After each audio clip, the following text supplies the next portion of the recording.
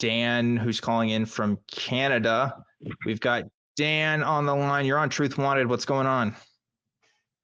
Hello, Dan. Hello, Kelly. Thanks for taking my Hey, call. Dan, what's up? How's it going, well, Canada Dan? It's going. Having a good day watching the show. Been hanging out in the chat. So, all good. Awesome. But reading some legitimate news articles, CBC stuff, and they're talking about an increase in UFO reports from airline pilots across Canada. And I'm just wondering, with everything going on and a reliable-ish source of information, is it time we start considering non-terrestrial sources for these aircraft? So my answer to that is no. And of course, Dan, that out of all the hosts that host this show or other shows, I try to stay on the beat with anything alien news related. And so obviously I've seen stuff related to this too, right? More side support, not just in Canada, but in the US and other places as well. But as long as we've had commercial air travel, we have had, UFOs, be reported in some form or another. This has pretty much always been the thing as long as we've been flying in the air. The fact that we might have an uptick right now may just point to a trend of, hey, we're kind of talking about UFOs in like mainstream news and stuff right now. And I'm not saying that's exactly what it is, but there's easily identifiable correlations that could be made that don't have to necessarily be, oh, the aliens are real and are just showing up now. Right. So it doesn't really concern me at all, to be honest with you. I don't think it makes me think that we have to change our minds about anything. But Kelly, what do you think? Yeah, I was just wondering if maybe, because we do have these UFO flaps, right, where there's all of a sudden a big uptick in sightings. Yeah. And I always wonder, is that a result of actually more people having sightings, or the media actually paying more attention to the people who are having sightings? And I tend to think it's more of the second. I think there's probably just as many, and there have been sightings going all the way back, as far as I know, into the 1890s that have been documented when all of the airships or the UFOs look like big dirigibles, basically. So, with ropes hanging down from them and everything. So I don't know that there's such a big uptake in sightings so much as there is just the media being interested in them. And I'll tell you what, Dan, I got $100 Canadian, and I'll bet you that in the next 20 years we don't find out that they're not extraterrestrial. And we will not find out in the next 20 years that they are extraterrestrial. Dang. Well, I would make the same bet, so I can't bet against you. But maybe you can bet against Dan from Canada. I don't know. I got a $100 bill I can't spend in my country anyway. But Dan from Canada can, though. Yes, that's what I'm saying. I bet $100 Canadian. I don't know. Dan from Canada, what do you think? I think this is online gambling across state lines. Yeah. We may be threatening the nonprofit status of the atheist community of Austin. Maybe we should stop. I didn't think anybody would really take me seriously, honestly.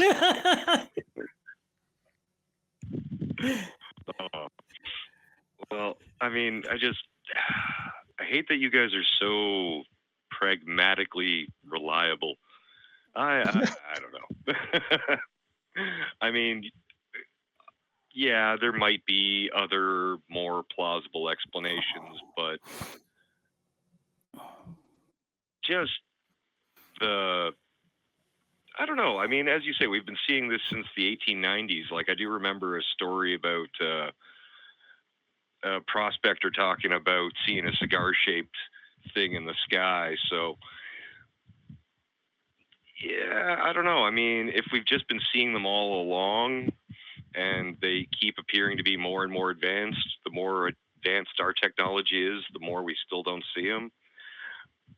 I don't know, long-term observation project by a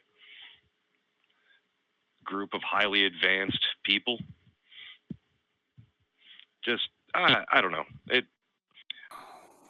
Here's the thing. If it's I don't. Our meter should not change. Oh, listen, the public opinion, right, is not the most reliable thing on what the thing. I mean, we just reported that 9 out of 10 people in Morocco believe that witches are real, right? And obviously, a lot of that's cultural, right? But like, I guarantee you, if you ask the average person or ask if you got like 100 people in Morocco, one of them will probably tell us stories about them encountering a witch, right? Because it's such a highly cultural thing there. Like they seriously do believe witches not only just exist, which I mean, like technically, I guess they do, but like are malevolent and do things, and it causes people to believe things in ways that they wouldn't normally believe. I think we're seeing an uptick in alien stuff right now, and I think that's causing people to, get nervous about UFOs and stuff and think that they're seeing something that they're really not. Right? I just think that there's a very good cultural explanation for what we're seeing. If aliens are actually observing us,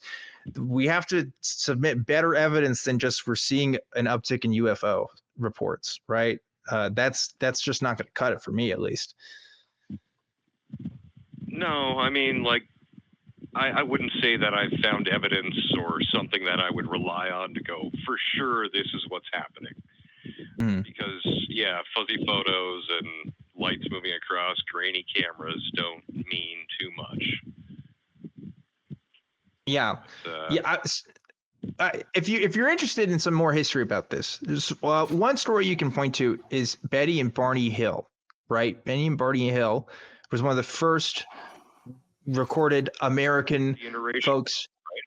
Yeah, they were allegedly abducted by aliens, right? And before this, alien encounter stories were actually a little bit different. There's another one from the early 50s from a different guy who basically said that he talked to aliens, and it was more philosophical in nature. Like they kind of wanted to share some wisdom with him. And so there's a lot of stories that came out from that time of aliens being, of a different kind of people group, but not people group, you know what I mean? A different kind of species, right? But not necessarily hostile, right? But after Betty and Barney Hill's incident came out, you start to see a shift in alien stories in popular culture. You start to see what we're more familiar with today, which is aliens coming over to take over and do stuff, right? You see that more in the media, the more people are reporting, hey, I was abducted by aliens. It's not just, hey, I talked to an alien or I saw an alien. There's a real big difference in that narrative, and it's fascinating to see that develop in time. We're definitely seeing some stuff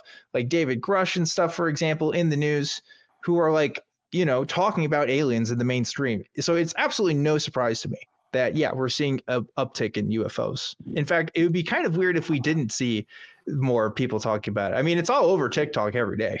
People are constantly talking about UFO stuff on there. Maybe that's just my feed, but regardless, I don't think it's anything to worry about, Dan. But I don't know. You tell me. I just saw somebody in the chat mention Travis Walton, and I was just about to bring Travis Walton up because that was right around the time the narrative about aliens started to change and they started abducting people and using anal probes and stuff was the whole Travis Walton story, and it kind of blossomed out into that whole paradigm of aliens doing that kind of thing to us. Yeah. Anyway, go ahead, Dan. So, well, that just I have a friend who knew him. And long story short, not exactly the most reliable storyteller. You don't say. Really? Who would have thought? I was shocked. Yeah. I was shocked. I did want to give you guys a quick update, though, on my ghost hunting efforts. Oh, yes. Because I spent an entire month at that family member's house where ghostly encounters supposedly happen. And I guess I was too busy to be bothered by ghosts. But since returning home, I've had another experience with which I've been further assured that it is the other side trying to communicate with me. And there's just spectacular lack of evidence.